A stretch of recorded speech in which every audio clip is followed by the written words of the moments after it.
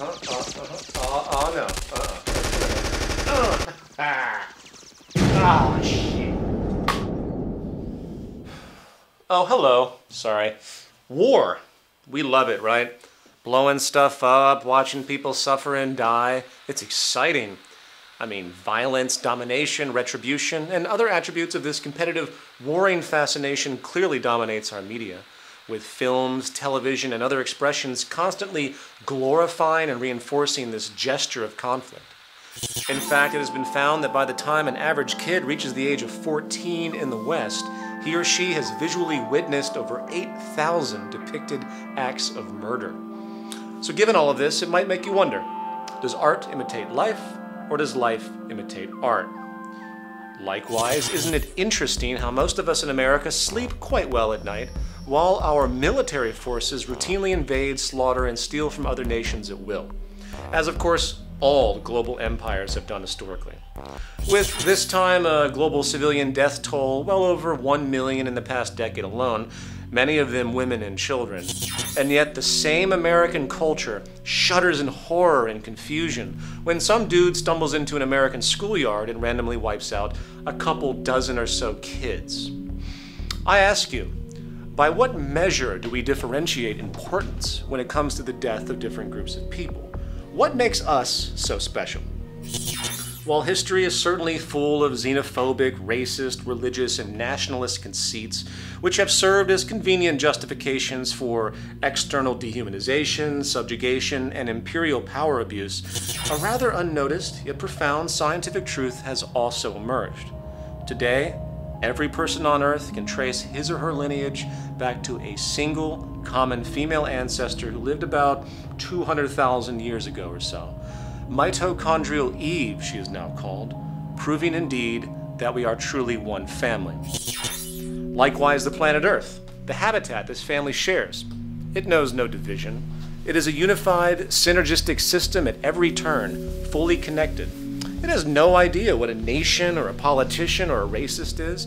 It has no notion of any such human conceit for that matter, for division simply doesn't exist in the order of nature by which we are all invariably subject.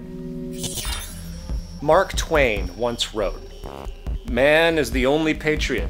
He sets himself apart in his country under his own flag and sneers at the other nations, and keeps multitudinous uniformed assassins on hand at heavy expense to grab slices of other people's countries and keep them from grabbing slices of his. And in the intervals between campaigns, he washes the blood off his hands and works for the universal brotherhood of man with his mouth." You know, while we all love to give lip service to the idea of peace and collaboration, holding up icons such as Gandhi and Martin Luther King Jr., something underneath the surface is clearly holding us back. Yes, we know for a fact that if we took the total war budgets of all the nations on Earth, tens of trillions of dollars over the past quarter century alone, and applied that energy-producing capital towards creating an advanced, intelligent, efficient system of Earth human management, not only would poverty and most deprivation be removed from our lives on the global scale, our progressive capacity to create, build, and improve, rather than pillage, seek, and destroy, could catapult the human family into an age of prosperity never before seen. Just imagine, if we took, say, America's Pentagon, or Britain's Northwood, along with all the world's advanced military centers, kicked all the army freaks out. Okay, I'm sorry, I didn't mean to be harsh. I guess we have to do something with them. Maybe we can just take them all and place them in the Grand Canyon and just let them beat the piss out of each other, and hopefully they'll get it out of their systems and move on. I don't know, we'll figure that out later. But we, as the intelligent, mature human family, now interested in improving the lives of all, we use that incredible technology to help assist true developmental progress. Imagine if the Manhattan Project, which harnessed about 130,000 people, mostly scientists and technicians, was dedicated not to building a bomb that could destroy on a scale never before seen, but rather utilizing that collaborative drive to solve true global problems. Perhaps those very problems, in fact, which are causing the interest in war to begin with. Today, the hyper-glorified, romanticized obsession with competition, advantage, and conflict has made it into almost every facet of our lives. Not only do we declare war against virtually everything that annoys us, the war on drugs, the war on poverty, the war on crime, the war on terrorism, the war on cancer, you name it. We also, apart from the near constant nationalist wars, live in a perpetual state of common war, or class war, where we battle each other on a daily basis for unnecessary economic survival and delusions of status. The fact is, something has been set in motion that keeps us all on a multi-level war path. Something in our psychology and hence sociology is constantly pushing us into justifications of these patterns. And as this episode will argue, that something appears to reside at the very foundation of the socioeconomic condition itself. A foundation which has given rise to an ever-expanding, destructive neuroses, a neuroses clearly characteristic of a culture in decline.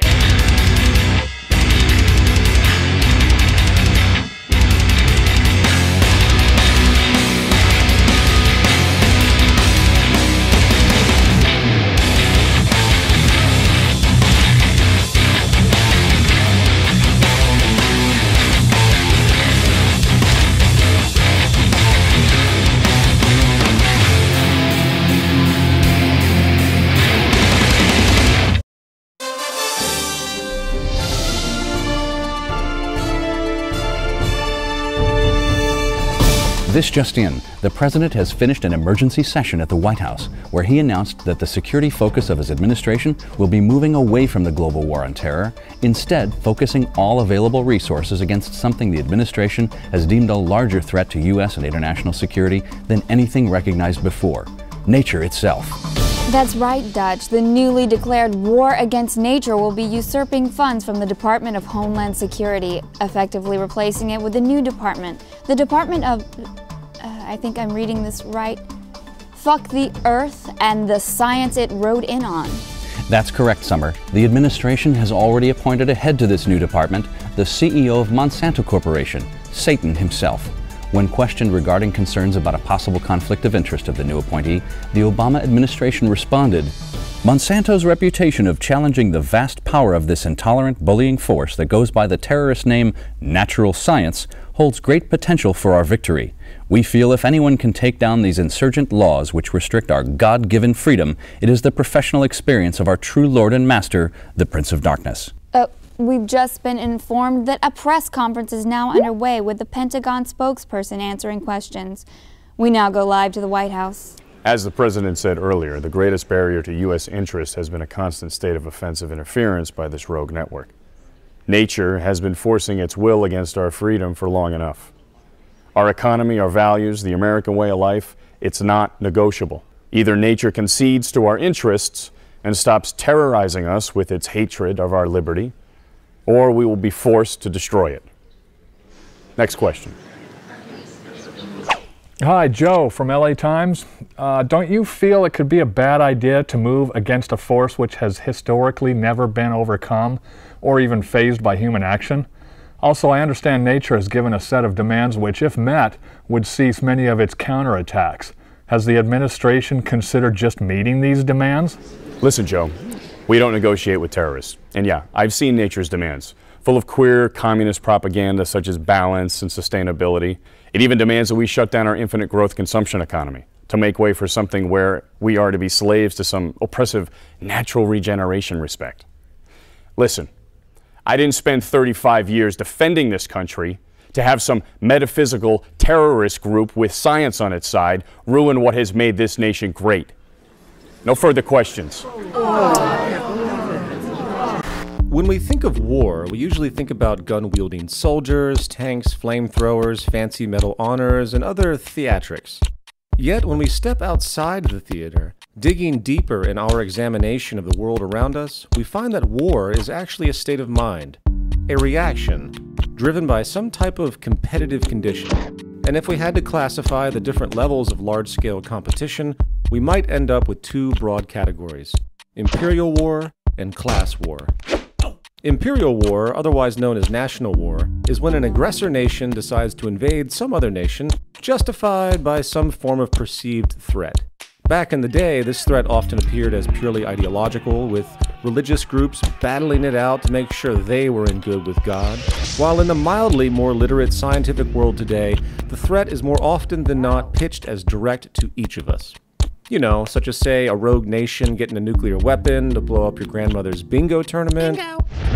Or perhaps a crazed, state-funded hijacker crashing a plane into your favorite taco stand. Bastards. Regardless, in virtually every historical case, the justification for war put forward for public digestion has, always, been far from the truth. You see, there is indeed always a true threat, but that threat has little to do with the vast majority of the population. Instead, it is a threat that bothers only the highest echelons of the social hierarchy, an elitist upper-class self-preservation based around a loss of broad power and control. I mean, when was the last time the citizenry actually cried out for war? It doesn't happen, only the politicians go for it. And since the establishment would be hard-pressed to explain to their citizens that they are going to invade some nation for its natural resources, maintain currency domination, enable freedom for transnational corporations, along with other generally economic concerns to secure the interests of the upper 1%, various superficial psychological ploys are used instead. The most common today is the moral crusade. We must not tolerate this regime using military force against its own people, coupled with some basic yet irrational threat of attack. Iran's nuclear and ballistic missile activity poses a real threat, not just to the United States, but to Iran's neighbors and our allies. In the words of famed sociologist Thorstein Veblen, writing from 1917, any warlike enterprise that is hopeful to be entered on must have the moral sanction of the community. It consequently becomes the first concern of the warlike statesman to put this moral force in train for the adventure on which he is bent. You see, a large part of the imperial war is the psychological war against the domestic citizenry itself. The U.S. government spends billions of dollars every year on public relations and recruitment alone, producing signs like this one. For our nation, for us all. Is it me or does that sound like Orwellian doublespeak? If it's for our nation, then it clearly isn't for us all, as the human species is the closest thing we have to all. And if it's actually referring to all of us in the nation, well, that would be hideously redundant, right? I think what they mean to say in this warm, loving community slogan is, for our nation, screw the rest.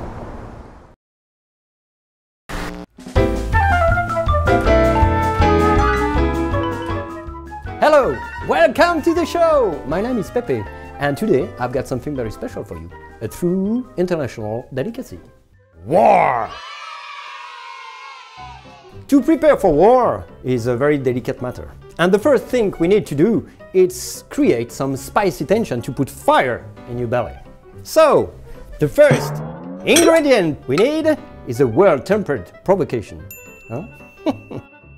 Provocations are, of course, seasonal and subject to personal taste. So, may I suggest something along the lines? A marinade Gulf of Tonkin.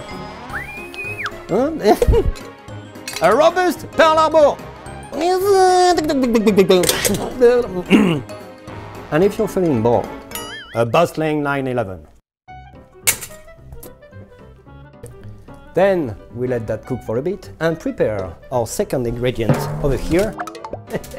A special sauté to give life to our fiery dish.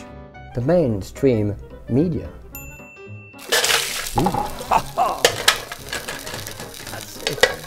Whoa! Can you just smell the propaganda and delectable ignorance?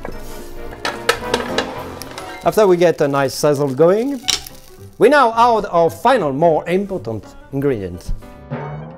The delicious soldiers. Now, the most ripe soldiers tend to grow in the more poor, rural area of the world, often with limited literacy. Want to pick them around 18, 19, because their brains are very immature and quite yummy. It's perfect for participation in our war meal. And so we mixed it all together. Up, boom. Up, thank you.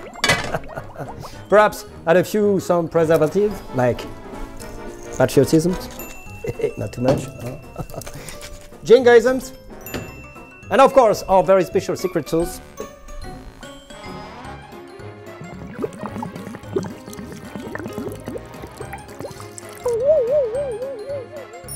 Okay, and we are ready. The moment you have all been waiting for. Voila!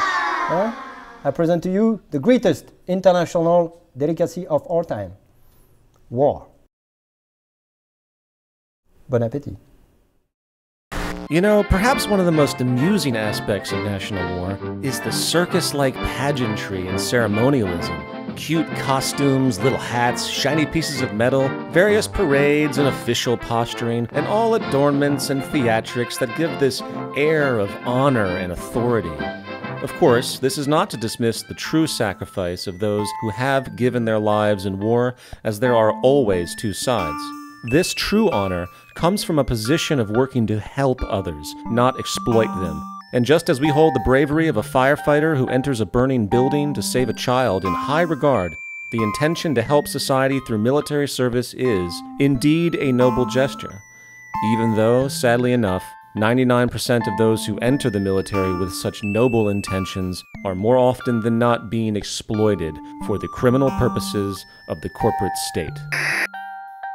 Still, you have to be impressed by this skill to give credence to an idea merely because of the nature of its presentation.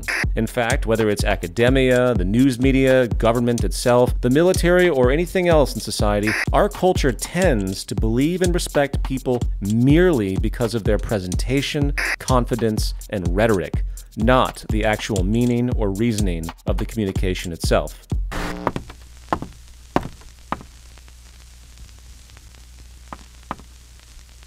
Did you know that the first television sets of the 1950s were actually supposed to be used as prosthetic replacement heads to give new hope for those who had been tragically decapitated? But technology, weight, and cord length being what they were at the time, it failed.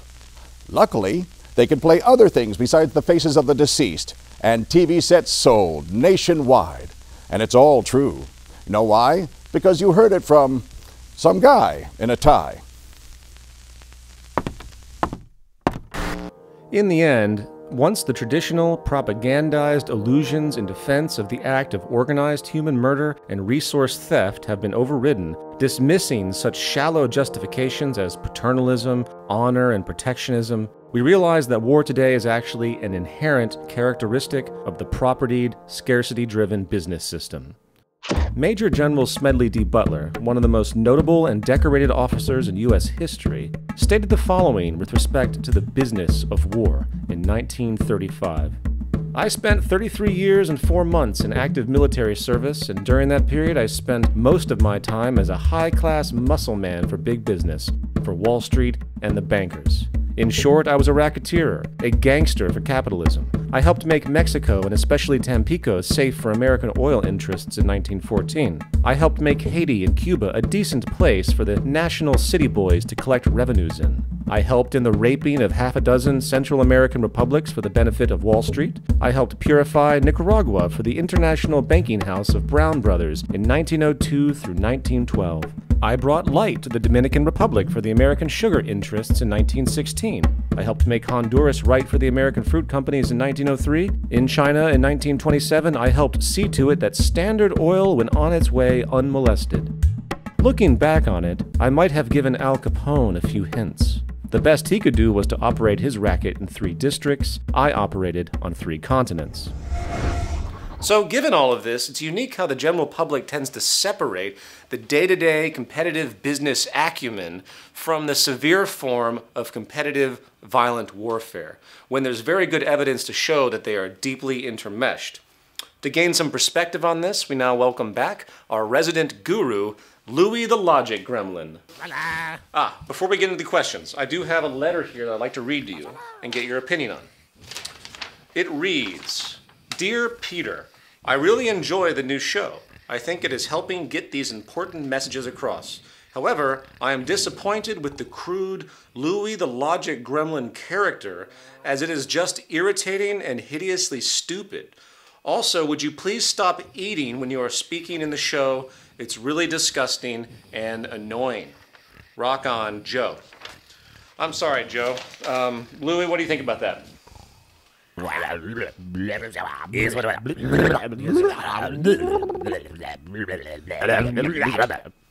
Totes. Sorry, Joe. Shit stays. All right. So what's the skinny on war, man? Aren't we just crazy animals that have to be in endless conflict with each other due to our biology or something?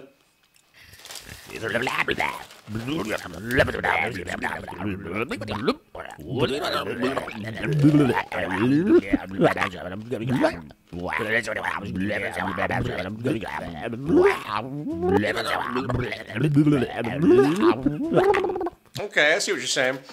So you're saying that war is actually a system consequence.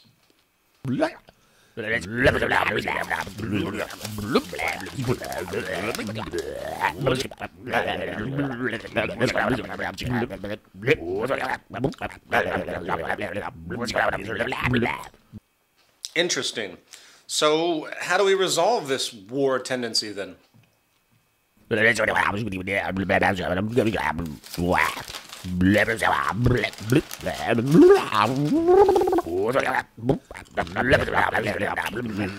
Gotcha.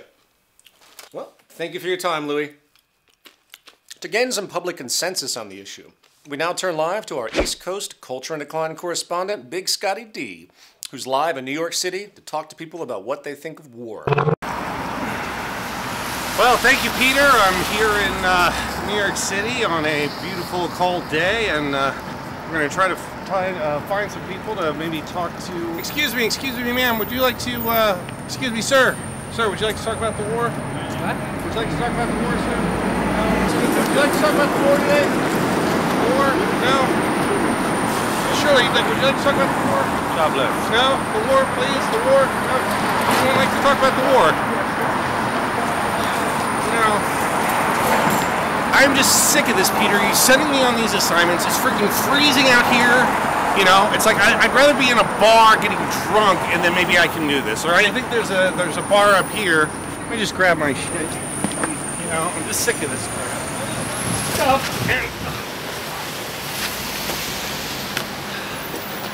That's it. I am done, man. I am done.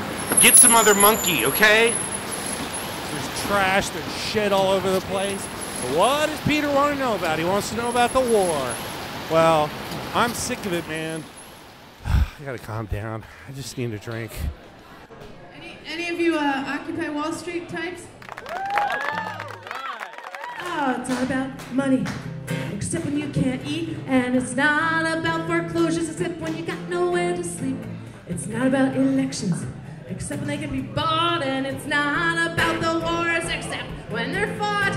It's not about the environment, except when we're running out of time. And it's not about my choices, except when they're not mine. It's not the lack of justice, except when you can't fight back. And it's not about the police, unless you're black. Fuck this shit. Fuck this shit. Come on, you wanna say it. Fuck this shit. Everybody, fuck this shit. Don't worry, none of these people are gonna be at work tomorrow. Fuck this shit. We're so totally ruled by the 1%, which is basically all the corporations wanting to sell us shit and influence us and influence our culture so that we can't even think for ourselves, and we're our sense of self is altered, and even like our sense of health. And like, I don't even fucking smoke. I don't know where did this come from. Jesus. Peter Joseph has asked us to stand out here in the freezing cold and talk about the difference of classes here, but you know, who's sitting in like his LA loft, like relaxing with like his big, you know, flat screen TV.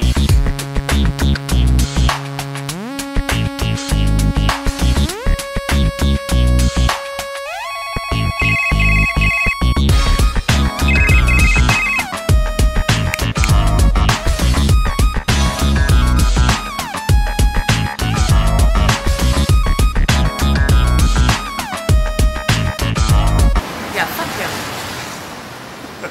Fuck Peter Joseph. The only thing that we don't have is like a war on something is war on war. And I think that's because like us peace activists, we don't want to fight. So we're going to end up losing due to irony. Final thoughts. How do we think about resolution to something as detrimental as national war when, on the micro level, we in society actually praise, reward, and reinforce the same basic underlying competitive drive?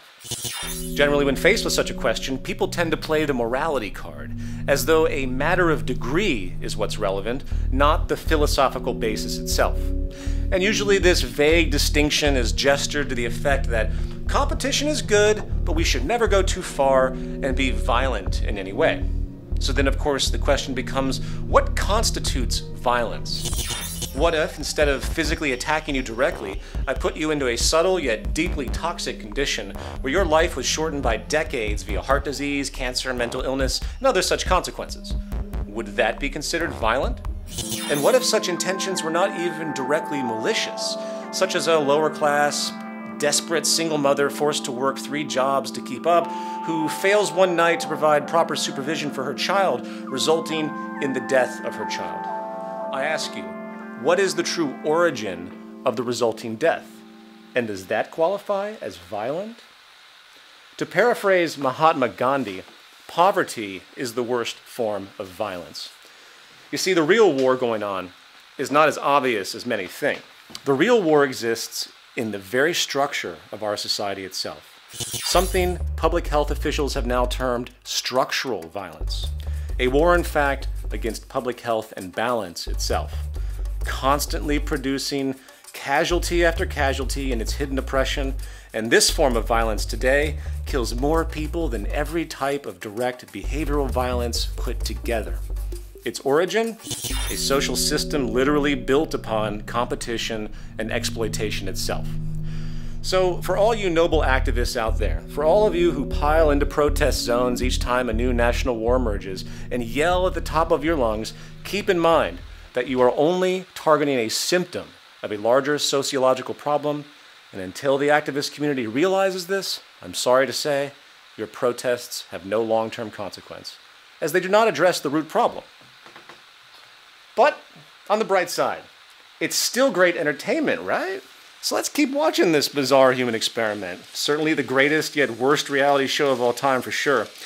I'm Peter Joseph, and yes, I, like you, am an agent and victim of a culture in decline. Where's the credit scene? What? What do you mean Bob didn't get hurt? I'm sorry, Bob.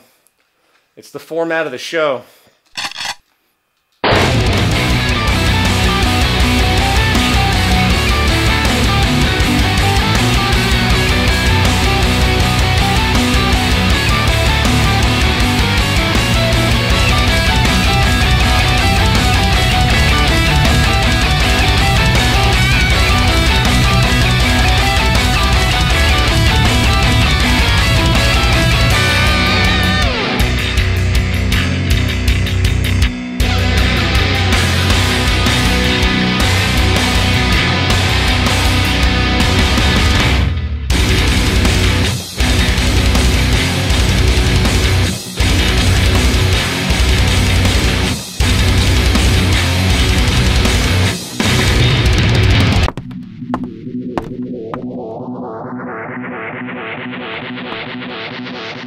What if what I'm about to tell you makes you question what is what?